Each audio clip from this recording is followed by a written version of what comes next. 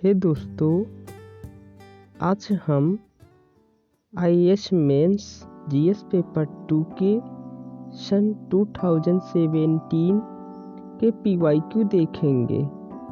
इससे पहले हमने GS पेपर 2 के सन 2020, 2019 एंड 2018 के PYQ देखे थे। तो इसमें पहला प्रश्न या क्वेश्चन देखिए, भारत में स्थानीय स्वशासन पद्धति शासन का प्रभावी साधन साबित नहीं हुई है। इस कथन का समालोचनात्मक परीक्षण कीजिए तथा स्थिति में सुधार के लिए अपने विचार प्रस्तुत कीजिए।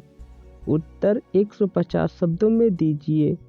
इंग्लिश में, the local self government system in India has not proved to the effective instrument of governance. Critically examine the statement and give your views to improve the situation. Answer in 150 words. तो आपको पहले तो हर प्रश्न में keyword छांटने आने चाहिए। अब आप कहेंगे कि आखिर ये कीवर्ड है क्या? तो कीवर्ड ऐसे शब्द होंगे जिन शब्दों के चारों ओर आप अपना उत्तर लिख सकते हैं। जैसे इस प्रश्न का कीवर्ड है स्थानीय स्वशासन पद्धति और इंग्लिश में the local self government system. तो इस प्रश्न में कह रहे हैं कि जो आपका स्थानीय स्वशासन है यह प्रभावी शासन साधन साबित नहीं हुई है। इस कथन का समालोचनात्मक परीक्षण कीजिए। समालोचनात्मक मीन्स आप इस स्वशासन में अपनी तरफ से गलतियां और अच्छाइयां बताइए। जो इसमें गलतियां निकले उन गलतियों के सुधार के लिए आप रास्ते भी बतलाइए। इस प्रश्न में है, भारत में उच्चतम न्यायपालिका में न्यायाधीशों की नियुक्ति के संदर्भ में राष्ट्रीय न्यायिक नियुक्ति आयोग अधिनियम 2014 पर सर्वोच्च न्यायालय के निर्णय का समालोचनात्मक परीक्षण कीजिए। उत्तर 150 शब्दों में दीजिए।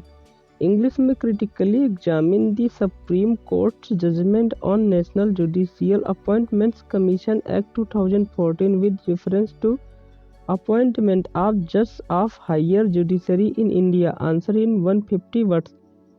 इसमें कह रहे हैं कि जो भारत के न्यायपालिका में जो हाई लेवल के न्यायपालिकाएं होती हैं, उन न्यायपालिका के जो न्यायाधीशों की नियुक्ति होती है वो राष्ट्रीय न्यायिक नियुक्ति आयोग अधिनियम 2014 के अधीन की जाती है। तो इस पर सर्वोच्च न्यायालय ने जो निर्णय दिया उस निर्णय का आप अपने शब्दों में अच्छे और बुरे दोनों पक्ष बतलाइए। नेक्स्ट क्वेश्चन देखिए। इसमें कह रहे हैं लोकसभा और राज्य विधानसभाओं के एक ही समय में चुनाव प्रसार की अवधि और व्यय को भी सीमित कर देंगे, परंतु ऐसा करने से लोगों के प्रति सरकार की जवाबदेही कम हो जाएगी। चर्चा कीजिए। उत्तर आप 150 शब्दों में दीजिए। इंग्लिश में, simultaneous election to the Lok Sabha and the state assemblies will limit to amount of time and money spent in electioneering, but it will reduce the government's accountability to the people. Discuss. Answer in 150 words. इसमें ये कह रहे हैं कि जो लोकसभा और राज्यसभा के चुनाव होते हैं, आपको बतला दे, लोकसभा जिसके माध्यम से प्रधानमंत्री जी और राज्यसभा के चुनाव के माध्यम से मुख्यमंत्री जी का निर्वाचन होता है। तो ये दोनों जो चुनाव हैं इन्हें एक ही समय पर करवाने पर चुनाव प्रसार की अवधि और वह दोनों कम हो जाएंगे, परंतु ऐसा करने से सरकार जो होगी उसकी जवाबदेही लोगों के प्रति कम हो जाएगी। इस कथन पर आप चर्चा कीजिए। नेक्स्ट क्वेश्चन देखिए। इसमें है, भारतीय राजनीतिक उपक्रम को दबाव समूह किस प्रकार प्रभावित करते हैं?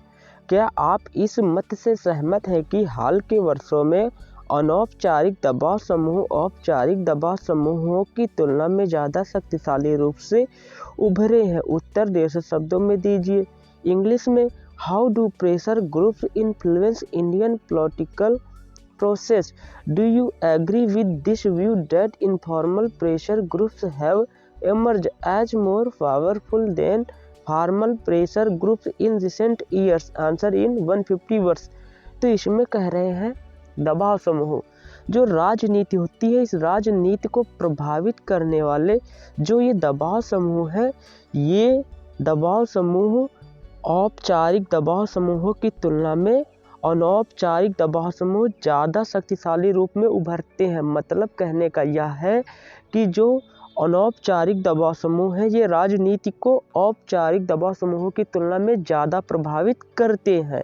नेक्स्ट क्वेश्चन देखिए, इसमें है जनता के प्रति सरकार की जवाबदेही स्थापित करने में लोक लेखा समिति की भूमिका की विवेचना कीजिए। उत्तर 150 शब्दों में दीजिए। इंग्लिश में discuss the role of public accounts committee in stabilizing accountability of the government to the people. इसमें कह रहे हैं कि जनता के प्रति जो जवाब देने का कार्य सरकार करती है, उसको स्थापित करने में लोक लेखा समिति की विवेचना या लोक लेखा समिति की भूमिका बहुत महत्वपूर्ण होती है, उसे बतलाइए। तो आपको बता दें कि लोक लेखा समिति जो संसद में उसके कार्य होते हैं, उनका लेखा जोखा रखती है और यह राज्यसभा और विधानसभा के सदस्यों से मिलकर बनती है, जो कि वर्तमान में जिनकी संख्या 22 है।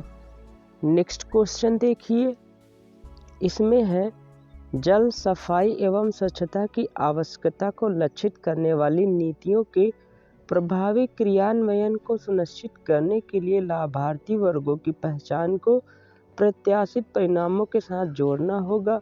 आवास योजना के संदर्भ में इस कथन का परीक्षण कीजिए। उत्तर 150 शब्दों में दीजिए। इंग्लिश में to ensure effective implementation of policies addressing water sanitization and hygiene needs the identification of the beneficiary segments is to be synchronized with the anticipated outcomes. Examine the statement in the context of the WAS scheme. Answer in 150 words. इस प्रश्न का जो keyword है आपका वो है वास योजना। यदि आप वास योजना को पढ़ लीजिए और उसे तैयार कर लीजिए तो इस प्रश्न का आप उत्तर अवश्य दे देंगे। तो इसमें कह रहे हैं कि जल सफाई एवं स्वच्छता 3 जल सफाई एवं स्वच्छता को बहुत प्रभावी ढंग से लागू करने के लिए सबसे पहले आप समाज के उन वर्गों को खोजिए जिनको इनकी आवश्यकता है, तभी आप जैसा चाहते हैं परिणाम वैसे आपको मिलेंगे। तो ऐसे व्यक्तियों को पहचानना और इन व्यक्तियों को इन सुविधाएं देना वास योजना के अंतर्गत आप समझाइए। नेक्स्ट क्वेश्चन देखिए, इस प्रश्न में है क्या निःशक्त व्यक्तियों के अधिकार अधिनियम 2016 समाज में अभीष्ट लाभार्थियों के सशक्तिकरण और समावेशन की प्रभावी क्रियाविधि को सुनिश्चित करता है? चर्चा कीजिए। उत्तर 150 शब्दों में दीजिए। इंग्लिश में Dutch the rights of persons with डिसएबिलिटीज act 2016 ensure effective mechanism for implement and inclusion of the intended beneficiaries in the society. Discuss. Answer in 150 words. इस प्रश्न में कह रहे हैं आपसे कि जो निःशक्त व्यक्तियों के अधिकार अधिनियम 2016 पास हुआ था, इसका मेन लक्ष्य क्या था कि समाज में जितने सारे व्यक्ति हैं जिनको उनको ज़रूरत है सशक्ति और समावेशन की,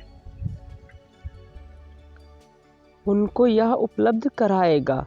यह अधिनियम 2016 में पास हुआ था और ये क्वेश्चन पेपर आपका 2017 का है। जाहिर सी बात है ये करंट का क्वेश्चन है। नेक्स्ट क्वेश्चन देखिए, इस क्वेश्चन में है अब तक भी भूख और गरीबी भारत में सुशासन के समक्ष सबसे बड़ी चुनौती है। मूल्यांकन कीजिए कि इन भारी समस्याओं से निपटने में क्रमिक सरकारों ने किस सीमा तक प्रगति की है। सुधार के लिए उपाय सुझाइए। उत्तर 150 शब्दों में दीजिए। इंग्लिश में hunger and poverty are the biggest challenge for good governance in India still today. Evaluate how far successive governments has progressed in dealing with these homogeneous problems. Suggest measure for improvement. Answer in 150 words. इस प्रश्न में यह है कि जो आज की सबसे अच्छी से अच्छी सरकार भी बन रही है, उसके सामने भूख और गरीबी आज भी एक समस्या के रूप में उपस्थित है, क्योंकि आज भी भूख और गरीबी भारत से नहीं मिट पाई है। तो यहाँ कह रहे हैं कि जो क्रमिक सरकारें आई हैं जो 5 साल बाद, उन क्रमिक सरकारों ने भूख और गरीबी को किस हद तक मिटाने का कार्य किया, और जो भी आज के समय में भूख और गरीबी को मिटाने के लिए आपकी तरफ से जो भी सुधार संभव हो सके वो इस प्रश्न में लिखिए। नेक्स्ट क्वेश्चन देखिए। इस प्रश्न में है, चीन अपने आर्थिक संबंधों एवं सकारात्मक व्यापार अधिशेष को एशिया में संभाव्य सैनिक शक्ति हैसियत को विकसित करने के लिए उपकरणों के रूप में इस्तेमाल कर रहा है। इस कथन के प्रकाश में उसके पड़ोसी के रूप में भारत पर इसके प्रभाव पर चर्चा कीजिए। उत्तर 150 शब्दों में दीजिए, जो आपका होगा 10 मार्क्स का। इंग्लिश में, China is using its economic relations and positive trade surplus as tools to develop potential military power status in Asia.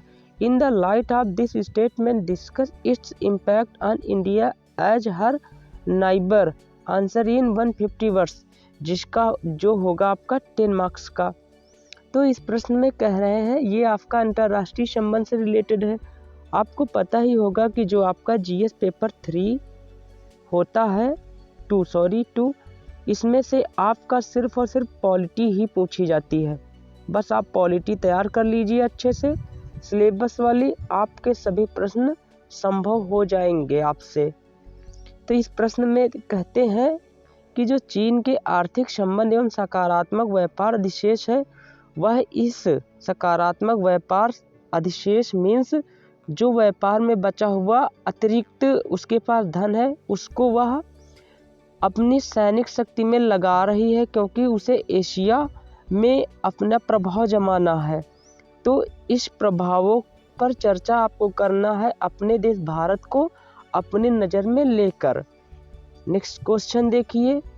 इसमें है, संयुक्त राष्ट्र आर्थिक व सामाजिक परिषद इकोसॉक के प्रमुख प्रकार क्या हैं? इसके साथ संलग्न विभिन्न प्रकार्यात्मक आयोगों को स्पष्ट कीजिए। उत्तर 150 शब्दों में दीजिए। इंग्लिश में, what are the main functions of the United Nations Economic and Social Council इकोसॉक? Explain different functional commissions attached to it. Answer in 150 words. तो इस प्रश्न में कह रहे हैं आपसे कि जो आपका संयुक्त राष्ट्र आर्थिक व सामाजिक परिषद है, जिसे शॉर्ट में इकोसॉक कहते हैं, के कार्य क्या हैं, और इस इकोसॉक से जुड़े हुए विभिन्न कार्य करने वाले आयोग कौन कौन से, उनके बारे में आप लिखिए। सो दोस्तों, ये टोटल 10 क्वेश्चन है। नेक्स्ट वीडियोस में हम क्वेश्चन नंबर 11 से क्वेश्चन नंबर 20 तक डिस्कशन करेंगे। Thank you and so much.